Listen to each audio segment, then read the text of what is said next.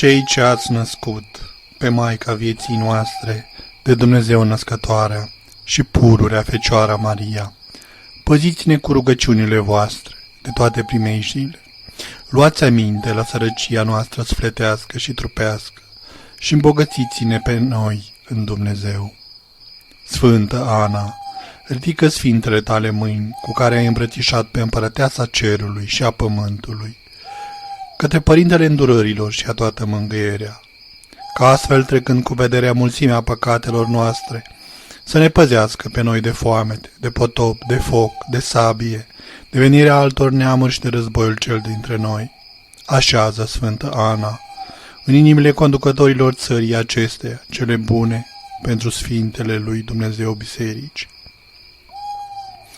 Păzește pe cei ce te cheamă pe tine de moartea cea fără de veste. Apără-ne de vrăjmașii cei văzuți și de cei nevăzuți. Împacă neînțelegerile din familie, fii sprijin celor neputincioși, celor căzuți în adâncul păcatelor luminează-le mintea, ca să se întoarcă la pocăință, iar în vremea plecării noastre din viața aceasta, să ne aperi pe noi de cei ce se silesc a vâna sufletele noastre. Bucură-te, Ioachime, sfeșnicul lui Dumnezeu, cel în fapte bune îmbătrânit, prin care întristarea nerodirii s-a pierdut.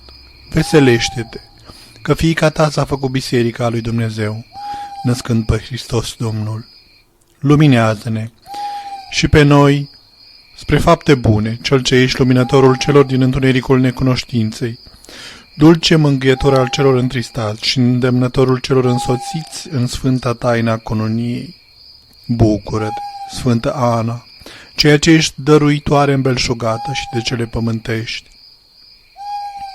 Veselește-te, lauda femeilor și cununa maicilor, ascultătoare blândă a celor ce te cheamă pe tine, ceea ce ne împlinești cererile cele bune, bogăția săracilor și a văduvelor.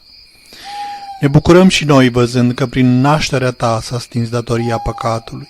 Fii și de acum înainte, Sfântă Ana, ajutătoarea și mângâierea celor ce își doresc copilași, grabnică tămăduirea celor neputincioși, că niciodată nu te-ai ascuns de la năzuința noastră, ceea ce în chip nemijlocit vezi frumusețea dumnezeirii, ai răsărit crinul fecioriei și ai hrănit pe hrănitoarea vieții.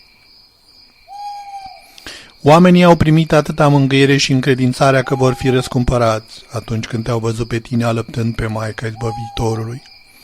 Sfinților și dumnezeieștilor părinți, Ioachim și Ana, datornicia și răbdarea voastră să ne împărtășiți și nouă, celor nevrednici și păcătoși, ca văzând dragostea voastră, Dumnezeu să ne dea timp de pocăință și de întoarcere. Bucurați-vă și ajutați-ne și pe noi să ne bucurăm împreună cu voi în împărăția cerurilor. Amin.